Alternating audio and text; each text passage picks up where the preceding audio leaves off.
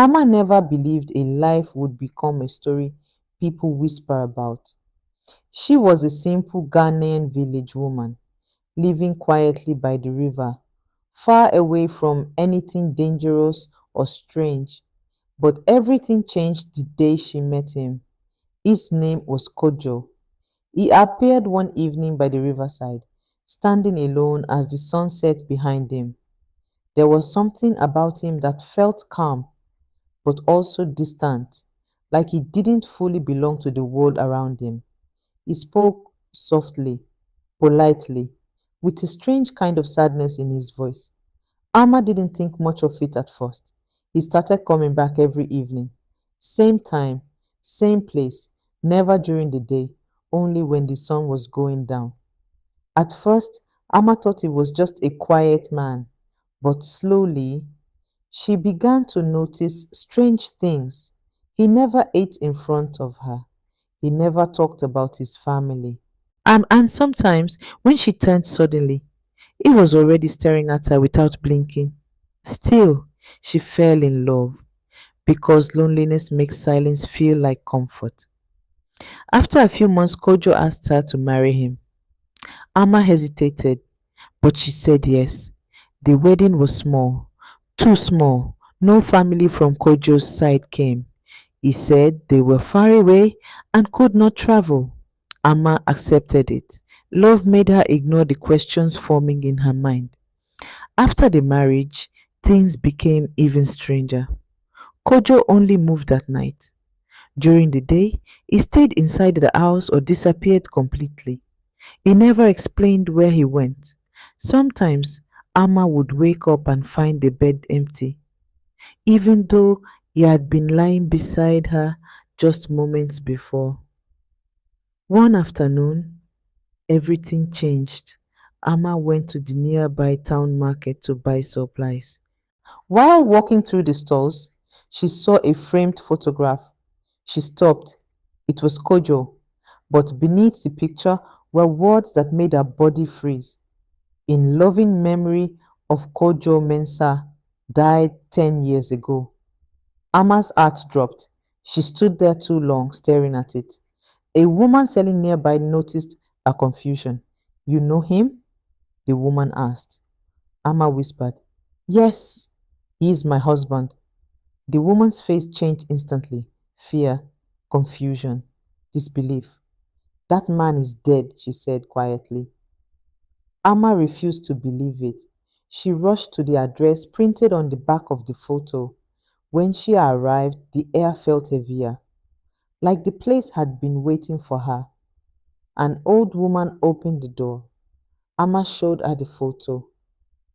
I am looking for this man. He is my husband. The old woman stepped back. No, she said sharply. Well, that is Kojo Mensah. He died years ago. Inside the house, more people gathered. They led her to a graveyard. And there it was, a tombstone. Kojo Mensah died 10 years ago. Amma felt the ground beneath her disappear. That night she returned home slowly. Her hands were shaking. Her heart refused to accept what her eyes had seen.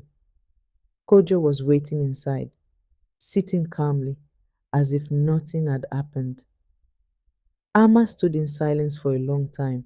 Then she spoke. Who are you? Kojo looked at her, and for the first time his expression changed. Not anger, not fear, just resignation. You were not supposed to know, he said quietly. Amma stepped back. Kojo stood slowly and began to speak. 10 years ago, he had died, but death did not take him completely. He made a choice, a pact, something he should never have agreed to. He returned, but not fully alive, not fully dead, something in between. He said the price for his return was still unpaid. Amma's voice broke. What price? Kojo looked at her silently, then said, You. The room went cold. That night, Amma tried to run, but every path she took led her back to the same house. The village no longer felt normal. Shadows seemed longer. Silence felt heavier, and the night never seemed to end. Days passed. Amma began to change. Her strength faded. Her reflection in the mirror looked slightly different every morning, less alive, more distant. One night, Kojo spoke again. The debt is not complete. Amma asked him what that meant. Kojo stepped closer. You are not just my wife, he said. You are part of what keeps me here. Amma broke down. She finally understood. She had not married a man.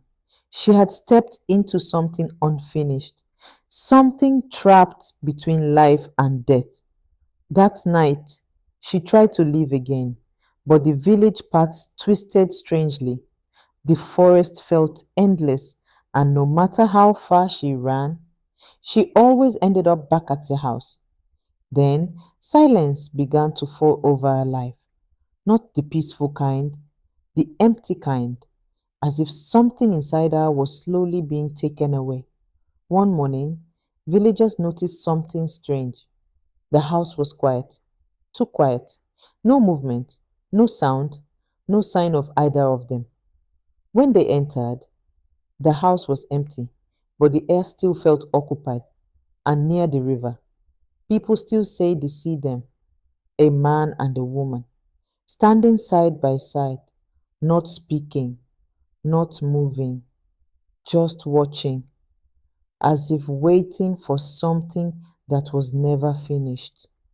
And the elders say, some deaths do not end with death, they only change form.